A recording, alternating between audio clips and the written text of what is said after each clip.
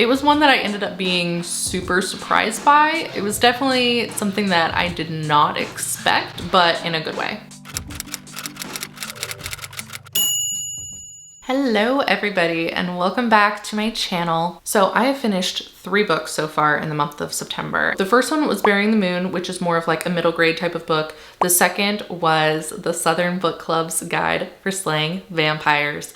And then the third I just finished last night, and that was The Picture of Dorian Gray. And I wanted to share my reviews of those with you. So the first one, Burying the Moon, was written by Andre Poulin, I think. It is a middle grade book that was recommended online in a bookish Facebook group that I'm in. I was up really early one morning around like 5, none of my kids were up yet, and I decided to just go ahead and read it. I wanted to see if it was something that I would want to read to them, and it did definitely end up being something that I decided to share with them. So we've started on that now. It is all written in verse. It's a very beautifully illustrated book, and I've been doing something this year in trying to pick up books from different cultures and really trying to kind of read through other people's lenses. I've heard it described in the homeschooling community by one woman in particular. I completely forget her name. I will pop her up on the screen. But anyways, she talks about books being not just mirrors that show us who we are and where we can see ourselves in the books. We all love books like that, but that they're also windows that allow us to see into the lives of others. So that's something that I've really started wanting to do with my own personal reading, but then that also makes it something that I want to share with my kids as well. And so this book was actually perfect for that. It follows a young girl named Latika, and she is from a small village in what seems like India. And unfortunately, in the village where she lives, there are no bathrooms. So this book follows her life and what it's like for her, from having to go to this certain field at night with the rest of the women to just be able to use the restroom, to not being able to go to school when you turn a certain age, and also the sanitation problems and issues that that has caused for her and her family personally in their lives. But it does it all in such a simple way and yet so impactful. The words chosen are ones that communicate beautifully to children. My kids have really loved it so far. We've read half of it and we're going to finish the other half later on this week. But it's one that makes it really easy for them to grasp while also not shying away from the hard stuff and really opening up the life of another person so that they are able to empathize with others and really put themselves in other people's shoes. So I really enjoyed the book Burying the Moon. It's super short. I read it, like I said, in a single morning, and I'm reading it to my kids over 2 separate days. But it's definitely not a tough one at all to get through, and I recommend it even just for adults who are wanting to understand that issue better. And I ended up giving it 4 stars. Okay, so the next book that I actually finished was the Southern Book Club's Guide to Slaying Vampires.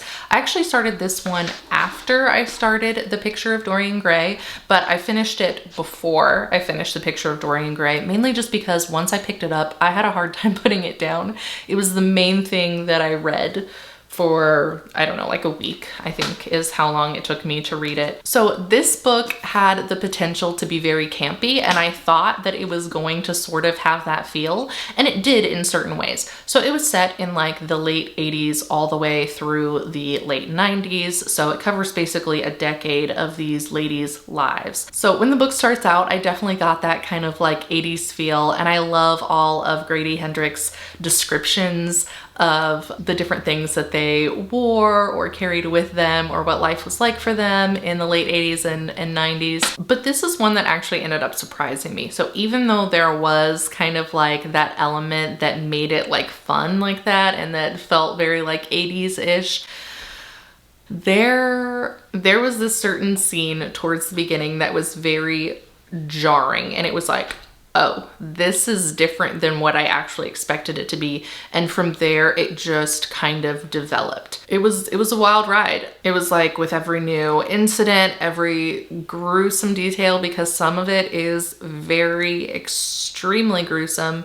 For a person that shies away from blood, like this was probably not the best thing for me to pick up. Certain scenes I was like, gagging just trying to get through them, but at the same time it was so good that I just wanted to keep reading it. But yeah, there's blood. This is not like Twilight level vampires. Not that I expected it to be, but yeah, this can get pretty rough. Speaking of it being rough, I will go ahead and throw out there that I would say that there are some definite content warnings for this book. A few parts that were a little uncomfortable. One scene particularly that involves a minor female. Of course, this isn't glorified. It's very much shown as being incredibly evil, but I'm just gonna throw that out there to let you know. Also, I was not expecting how difficult it would be to read this if you are someone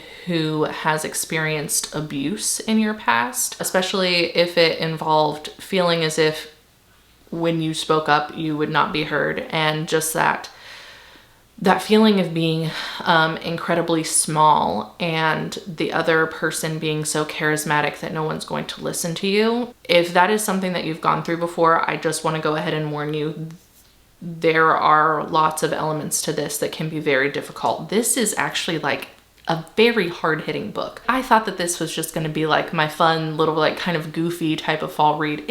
It was not that. It was fun to read and I really enjoyed it. It's actually really high up there on my list of books that I really like, but at the same time, it was not just like some fluffy little haha, these are southern ladies slaying vampires type of thing either. It's tough. I love the character arc that happens throughout it of our main character. I connected to Patricia so much. Yeah, I can't recommend this book enough as long as the blood and the other stuff doesn't turn you off. Another element that I really loved of this one was the female friendships and how strong that they actually did end up being. Also, there was a Christian character in here, which at first and toward the beginning was like kind of goofy. And I'm a Christian, so I'm always kind of like watching for how we're portrayed in different things. We're not always depicted the best in media. Sometimes we have done that to ourselves. But I actually ended up really appreciating the way that he handled her character in the end and just like her as a person. I really enjoyed all of the different ladies in the book club and how we watch them grow and change over time and work through this difficult, awful thing that they're all having to go through, and some of them not really even wanting to think about it, not really wanting to look at it. That was another element that I appreciated and actually felt really real. Each of the characters kind of handled things differently, and it wasn't just like, okay, we're all automatically in this together.